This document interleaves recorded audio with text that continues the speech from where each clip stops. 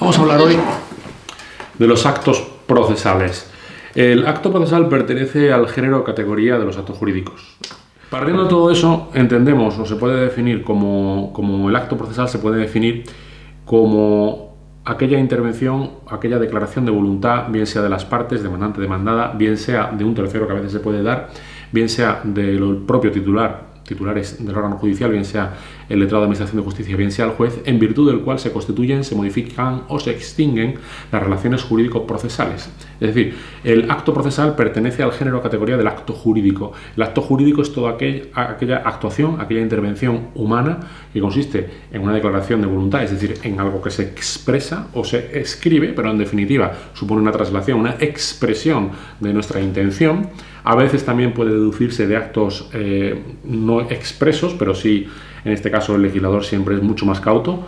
Pero la razón de ser de estos principios del proceso, como podéis imaginar, reside en el hecho de que el procedimiento va básicamente orientado hacia un fin, como tal está ordenado, y como tal, por tanto, hay que cuidar en medida de lo posible que éste se disperse, se disgregue o se convierta en algo anárquico. Y es por eso, precisamente, junto con la necesidad de garantizar la posición de las partes, la garantía de los derechos procesales, lo que justifica la existencia de estos principios.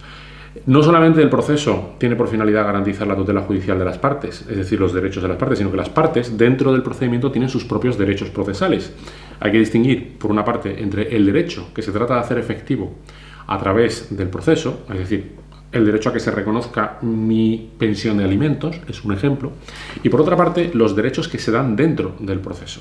Cuando yo intervengo en un juicio reclamando mis alimentos, tengo derecho a que se practique prueba, tengo derecho a hacer mis alegaciones, tengo derecho a interponer mis recursos. Así, por una parte, tenemos el plano del derecho sustantivo, que es aquel que se pretende ejercitar, aquel que se pretende proteger y hacer efectivo con el proceso, y los derechos procesales, que son inherentes a la intervención en el proceso y que también tienen que ser garantizados. Estos se garantizan con los principios procesales. Ya veremos ahora en qué medida. Se trata, en definitiva, de un acto, de una conducta humana, de aquellos que intervienen en el proceso, que tiene eficacia, que tiene efecto reflejo y que tiene trascendencia dentro del proceso. Eso es el acto procesal, que, como decía, pertenece a la categoría del acto jurídico, como algo más abstracto, más genérico, en el que también englobamos, entre otros, el negocio jurídico o el contrato. En definitiva, se trata del género, y lo demás son categorías específicas, son la especie dentro del género. El acto procesal, como aquel que se inserta dentro del proceso, es un acto jurídico, pero en este caso, como decía, pese a ser repetitivo, reiterativo, que produce esos efectos que los proyecta directamente sobre el proceso.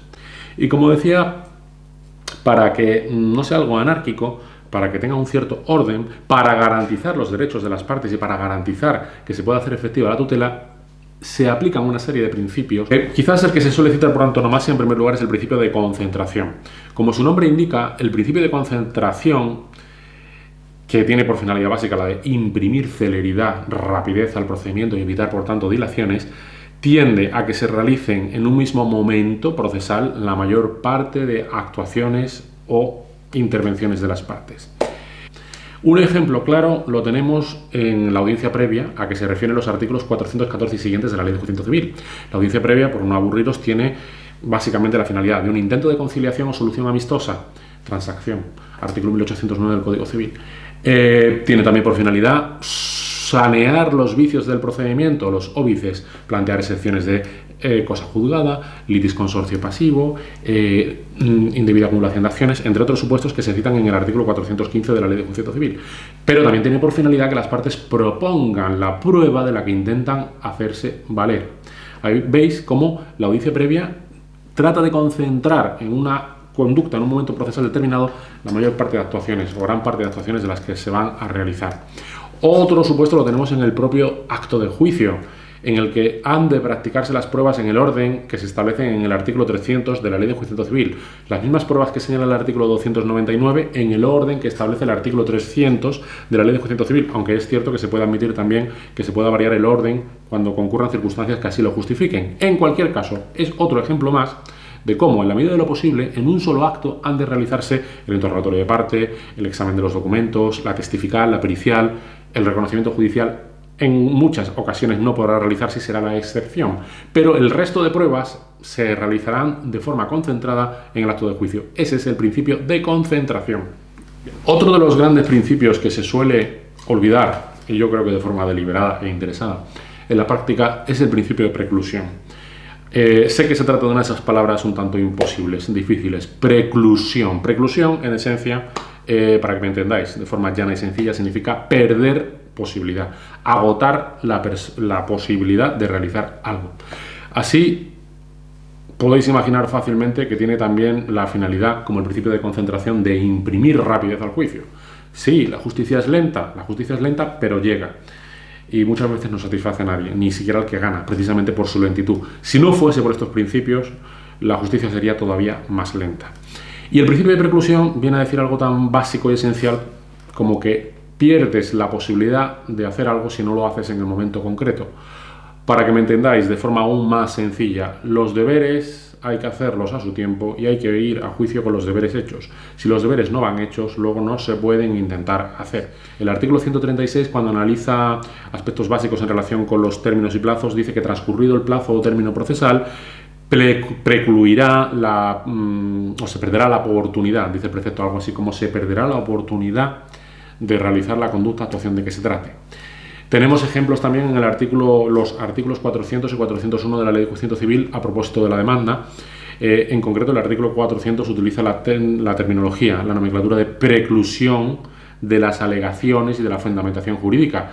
Y viene a ser algo así como que en la demanda, y un día hablaremos sobre esto que es muy importante, el demandante tiene que contar todas aquellas cosas en virtud de las cuales cree que puede tener razón y por la cual le corresponde el derecho que pretende ejercitar. Si no lo hace en la demanda, no puede hacerlo con posterioridad, salvo la excepción que se trate de hechos nuevos o de nueva noticia. De eso hablaremos otro día. Eso significa que en el juicio no puedes venir a decir aquello que no has dicho en la demanda, precisamente para no ocasionar indefensión a la otra parte, porque bien podría decir el demandado: oiga, se me está introduciendo un argumento nuevo que no se dijo en su día en la demanda y para el cual yo no vengo preparado, ni en cuanto a mis alegaciones, ni en cuanto a los medios de prueba que traigo yo hoy aquí. Si a mí hoy se me dice que no debo 200.000 euros de alimentos, sino que son 300.000, y yo vengo preparado para defenderme frente a una pretensión de 200.000 euros, obviamente se está ocasionando indefensión. El demandante pudo y debió haber introducido en la demanda todos los argumentos que tenía para que prosperase su derecho. Otro de los principios al que hay que hacer referencia es el principio de inmediación. Principio de inmediación que, como su nombre indica, hace referencia a inmediatez, presencia, básicamente. Como dice la Ley de Enjuiciamiento Civil, será inexcusable la presencia del juez en la vista, en la práctica del interrogatorio de parte, las testificales, etc. Eso es lo que estáis pensando. Es que no es necesaria la presencia del juez. Bueno, pues el juez no puede ser omnipresente. Hay muchas actuaciones que no se realizan por el juez y afortunadamente estas aún son más después de la reforma realizada en el año 2009. Ahora muchas recaen sobre el letrado de la Administración de Justicia y no olvidemos que el juez no deja de ser una parte más de la maquinaria judicial. Está la oficina judicial, que está servida por los funcionarios de los distintos cuerpos, que son los que realizan la tarea básica. Se trata de una pieza más del engranaje. Es decir, entonces, evidentemente, el juez no puede hacerlo todo. Es una pieza más, tiene una función determinada, concreta, atribuida, y otros de los sujetos pues tienen otras. Entonces, no todas precisan de la intervención judicial, pero sí algunas esenciales. Hay que diferenciar también, por otra parte, entre aquellos procesos en los que se sigue el principio de la forma de oralidad frente al principio de forma escrita.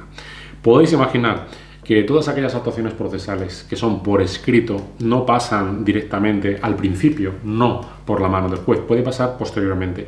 Cuando se presenta una demanda, cuando se presenta una contestación, cuando se presenta un recurso, eso lo recibe inicialmente un decanato o lo recibe una oficina judicial y hace los trámites oportunos para que después de los traslados que haya que realizar y con el impulso del letrado de la Administración de Justicia, LAJ, llegue a las manos del juez. Sin embargo, cuando las actuaciones judiciales son orales, generalmente comparecencias, vistas, bien sean de incidentes, juicios, en sus distintas modalidades, obviamente ahí es donde tiene mayor razón de ser, donde cobra mayor importancia el principio de oralidad al que nos venimos refiriendo. Tenemos ejemplos concretos en el apartado segundo del artículo 229 de la Ley Orgánica del Poder Judicial, en el apartado segundo del artículo 289 de la Ley de Enjuiciamiento Civil, al que ya me referí anteriormente, así como también el artículo 137 del mismo texto legal. En concreto, es bastante ilustrativa la expresión que utiliza el apartado segundo del artículo 289 de la Ley de Enjuiciamiento Civil, cuando dice forma de practicarse las pruebas, un caso por antonomasia que exige presencia judicial y por tanto inmediación. El principio de publicidad probablemente no exija más detalle en su explicación. Su nombre es bastante elocuente. Las actuaciones procesales son públicas, pueden ser presenciadas. Además, como es obvio por las partes, también por terceros ajenos al proceso. Se trata, en definitiva, de que con la salvedad, con la necesidad de la salvaguarda de los nombres y de los datos que puedan afectar a la intimidad de las personas, o que puedan ser de carácter protegido o reservado, las actuaciones procesales son públicas. Puede asistirse al juicio por quien no es parte en el proceso.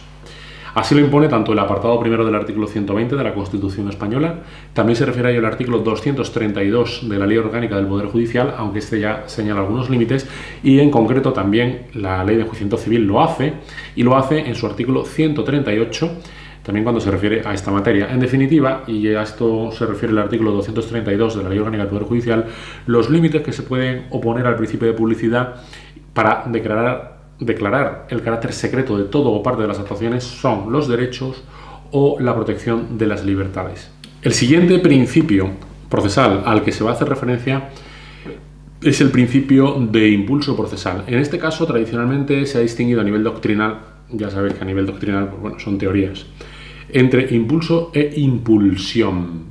Con ello se venía a distinguir entre aquel supuesto en que le correspondía a la parte, al litigante, al demandante o al demandado, mover el procedimiento, o aquellos otros casos, el de impulsión, en que se hacía de oficio por el propio órgano judicial, por el secretario judicial, antaño, así conocido, actualmente el letrado de la Administración de Justicia, o por el propio juez.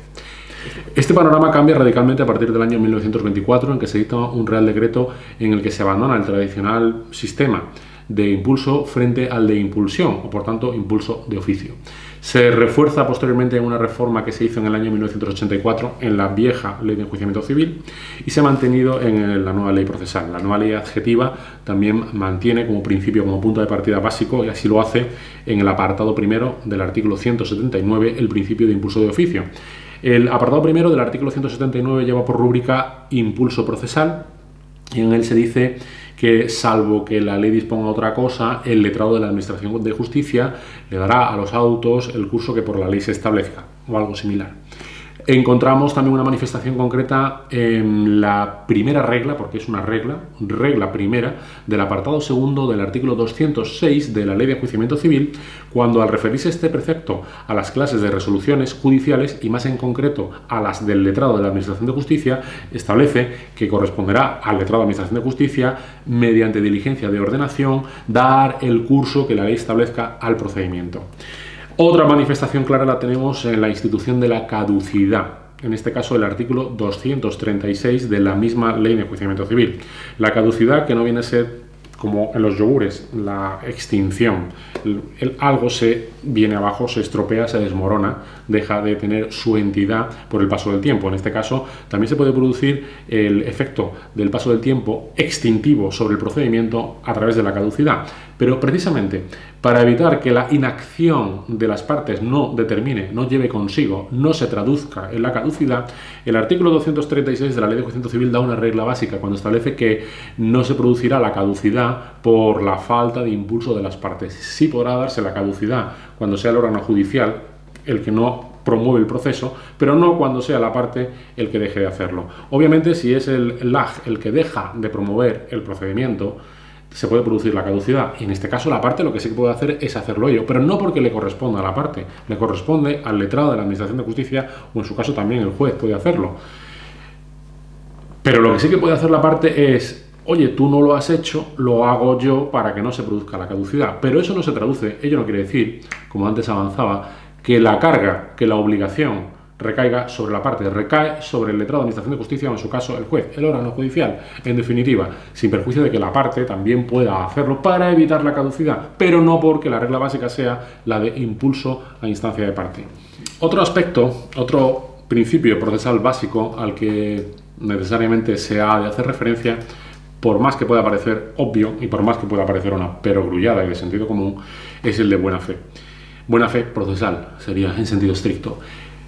La ley no da una definición de buena fe ni de mala fe, al menos desde el punto de vista procesal. Es cierto que algún precepto del Código Civil lo analiza, pero tampoco el Código Civil da una definición de lo que ha de entenderse por buena fe.